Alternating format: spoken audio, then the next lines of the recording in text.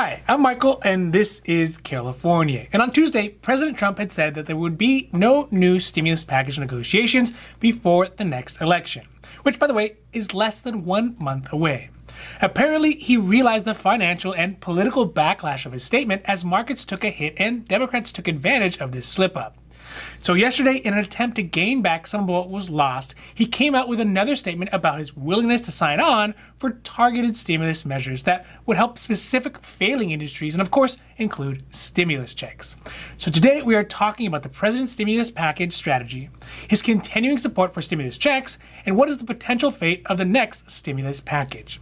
Now, this is your 5-minute daily dose. So let's make this quick. But before we do that, if you like this information, if you find it interesting, if you find it helpful, please don't forget to like and subscribe.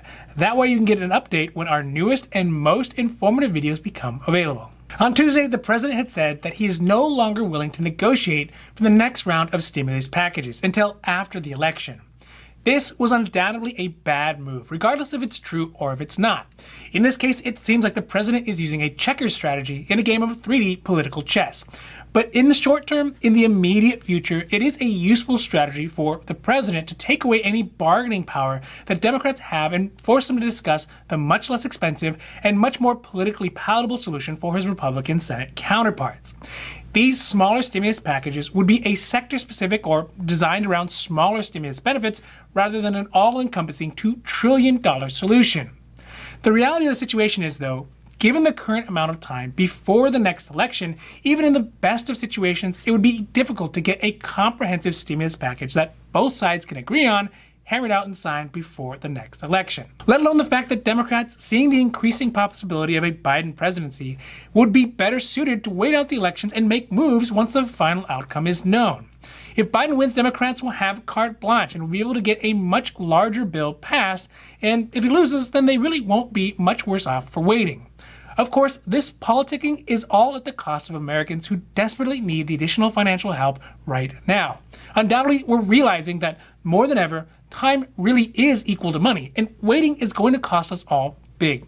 After realizing the effect of his words and his stated inaction have had on the economy and the stock market, the president has walked back his non-negotiation strategy a bit and has come back to the idea of trying to pass smaller, much more focused stimulus packages.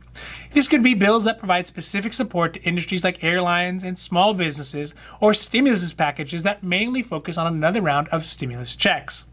This really has been what the Senate Republicans have wanted since the very beginning, since it'll provide stimulus to big businesses like airlines and travel giants and small businesses.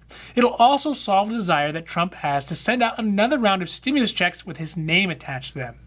But as per usual, Trump is looking just for the shiny distractions, the one-time, non-committal, non-difficult, and non-compromising approach, rather than making the tough decisions that require thoughtful debate, insightful effort, and long-term thinking. This is because stimulus checks are great, but they will not solve the major underlying issues like funding for state and local governments and other problems that threaten the foundation of this country.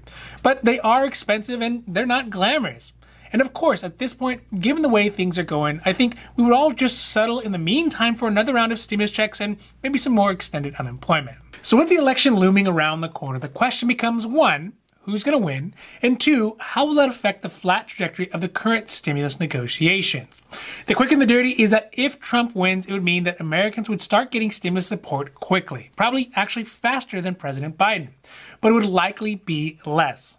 On the other hand, if Biden wins, it'll mean it will probably take more time to get stimulus packages passed, but it would be a much larger package, something more akin to the $3 trillion HEREOS Act or perhaps even bigger. But despite the chronological distance until the next election, given the current campaign climate, the continuing pandemic, and the state of our political environment, emotionally, it's going to feel like a lifetime. Now, this has been your 5-minute daily dose, and I hope that you found it interesting or helpful or at least useful. And if you did, please don't forget to like and subscribe. That way you can get updates when our newest and most informative videos become available. Also, we here at Carelifornia, we know health insurance. So if you have any questions about your health insurance, leave those down below. We'll be happy to make a new video or a new post as soon as we can. Now, other than that, I'm Michael, and this is California, wishing you a happy, healthy day.